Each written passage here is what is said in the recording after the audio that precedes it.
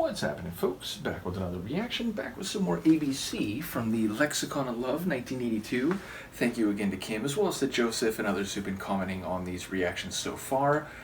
And the next tune is The Look of Love Part 1, which made me curious, and I looked ahead on the track list. There's no Look of Love Part 2 or Part 3, but there is a Look of Love Part 4 coming down the line. So I'm amused just by that numbering, and perhaps there'll be at least some explanation here, or maybe in Part 4, but yes, that is a quirk of numbering. In any case, a look of love can be one that conveys the emotion, where it is visible in the expression, or there's almost a telepathic communication between the person doing the looking and the one appraising it. Of course, it might not be a look at another person, and it could be the look on their face, meaning their actual facial expression is the look itself, and it might not even be interpersonal in that way. It could be the appearance or the characteristics of love as seen by someone observing interactions, behaviors, statements. So it could be the look of love between these two over here.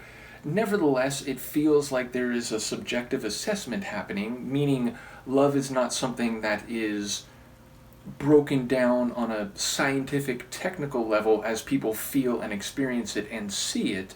So on some level, this might be more subjective appraisal rather than ontological reality. In any case, I'll see what I can pick up on a first listen. This is ABC.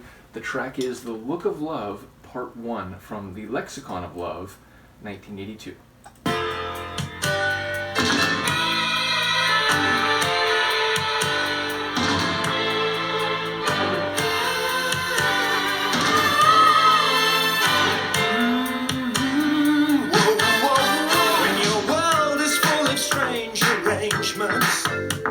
And gravity won't pull you through. You know you're missing out on something. Well, that something depends on you.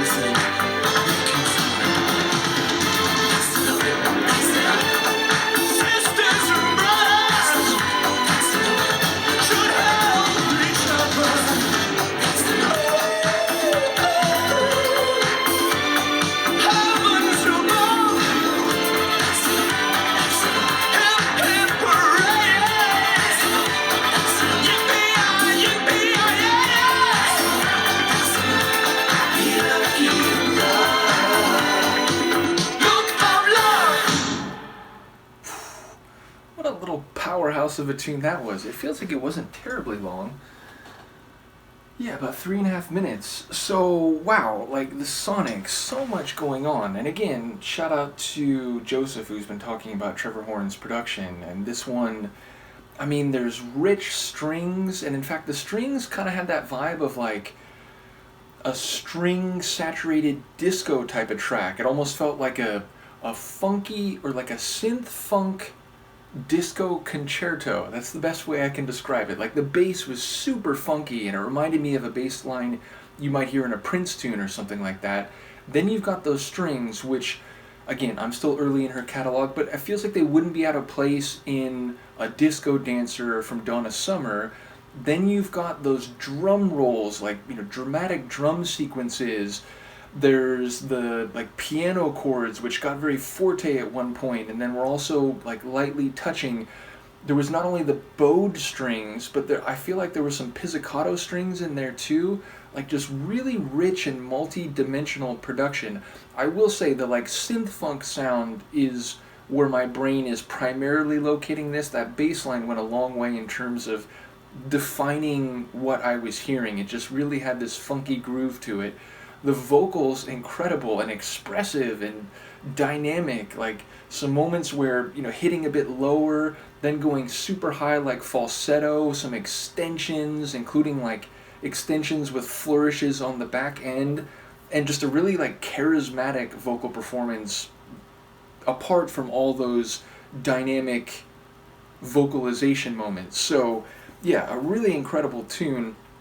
In terms of the themes and the lyrics, I'm not sure. I certainly didn't catch everything, but yeah, it sounds like maybe it is looking at loving dynamics or relationships like from a third angle. Like, I'm not sure. I feel like maybe there is some interpersonal, like, narrator speaking about someone else, but it almost feel like it was making claims about the look of love more generally, the idea of like, this is what it looks like, or this is how you know when it's happening, this is, you know, the characteristics, these are the characteristics, this is the terrain that we're discussing. It felt like it was a bit more general in its description of the look of love. So maybe I'm wrong about that, but I certainly was so captured by the sonics and vocals themselves that I didn't catch as many lyrics here as I do in some other reactions, so I'll look forward to any insights in that regard. And again, as I do with just about every song I react to,